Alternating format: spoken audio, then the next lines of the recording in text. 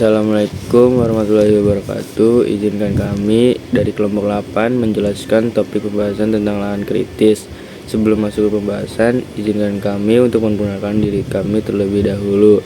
Saya Ahmad Widya Biasa, absen 1 yang akan menjelaskan tentang pengertian dari lahan kritis itu. Baik, topik pertama yang akan kita bahas adalah pengertian dari lahan kritis itu sendiri. Banyak tanah di sekitar kita yang dulunya subur sekarang berubah jadi gersang dan gak bisa ditanami lagi. Kita sering menyebutnya tanah mati, tapi secara teknis inilah yang disebut lahan kritis. Nah, supaya kita gak salah paham, mari kita lihat apa sebenarnya definisi dari lahan kritis itu sendiri. Jadi, lahan kritis adalah kondisi di mana tanah sudah rusak, baik secara fisik, kimia, maupun biologisnya. Akibatnya, lahan ini gak bisa lagi berfungsi maksimal untuk pertanian maupun menjaga lingkungan sekitar. Baik, selanjutnya saya Nazwa Putri Mulia, absen nomor 22. Saya akan menjelaskan penyebab dari lahan kritis.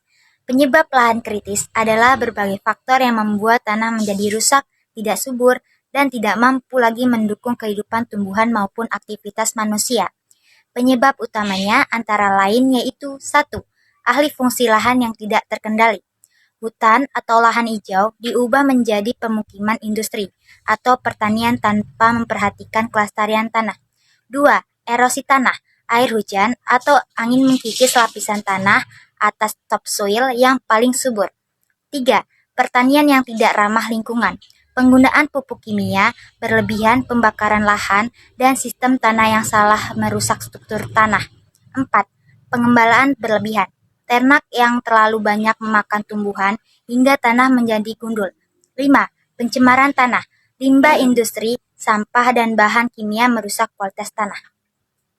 Selanjutnya, nama saya Sofia Ura Halim, absen 29. Saya akan menjelaskan tentang dampak lahan kritis.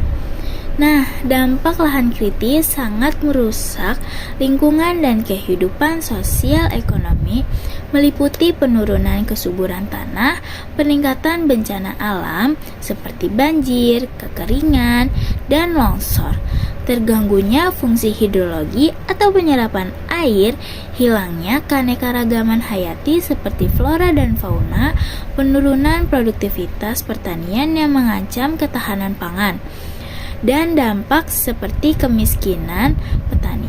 Ini juga terjadi karena kerusakan fisik, kimia, dan biologi tanah yang mengurangi kemampuan lahan untuk menopang kehidupan masyarakat. Baik, di sini selanjutnya saya Nadira Arifania, absen 20, yang akan menjelaskan cara pencegahan agar tidak terjadi lahan kritis.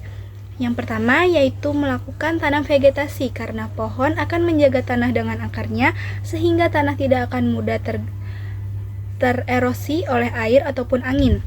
Yang kedua yaitu mengatur pengelolaan air dengan cara membuat drainase yang benar dan menggunakan penyiraman yang efisien. Yang ketiga yaitu jangan membuka lahan sembarangan, karena penebangan ataupun pembakaran tanpa rencana atau sengaja akan membuat tanah kehilangan perlindungan alaminya dan membuat lahan menjadi cepat kritis. Yang keempat yaitu bertani dengan benar dengan melakukan tanam bergilir ataupun polikultur dan menggunakan lebih banyak pupuk organik. Nah, yang terakhir yaitu melindungi area rawan dengan melakukan terasering ataupun penahan tanah dari batu yang dapat menghentikan tanah dari tergerusnya di tempat yang mudah longsor. Sekian semua penjelasan yang dapat kami jelaskan dari kelompok 8 tentang materi lahan kritis. Kurang lebihnya mohon maaf. Wassalamualaikum warahmatullahi wabarakatuh.